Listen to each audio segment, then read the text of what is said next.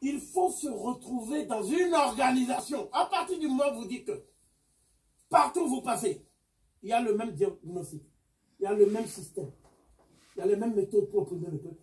Il faut une seule organisation. C'est ce que Garvey avait fait.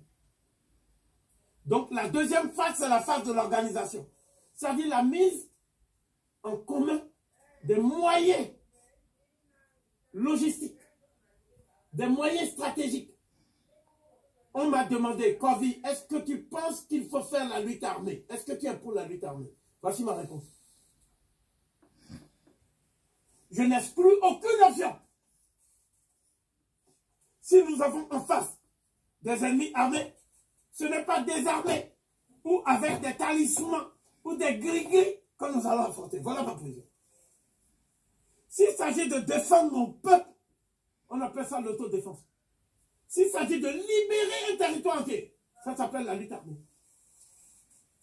Les seuls qui ont eu le courage de poser ça comme préalable dans notre combat, c'est Frantz Fanon, Malcolm X,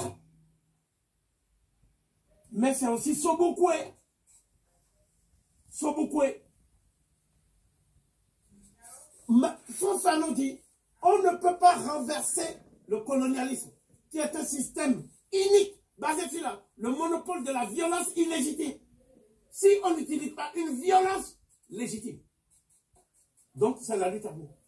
Le peuple algérien ne se serait jamais débarrassé du colonialisme français si les chefs historiques de la révolution algérienne, qui étaient au nombre de 9, n'avaient pas lancé le mot d'ordre de l'insurrection générale.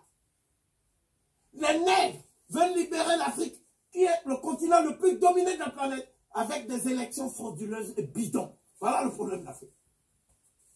Donc je dis ce soir que je n'exclus aucune option, y compris la lutte armée, pour sortir l'Afrique de cette situation de domination écrasante de puissances étrangères et négrophobes et négrophages. Voilà ma position. Si des Noirs pensent que ma position est malhonnête, ils n'ont qu'à me dire, parce que moi-même j'essaie de m'améliorer.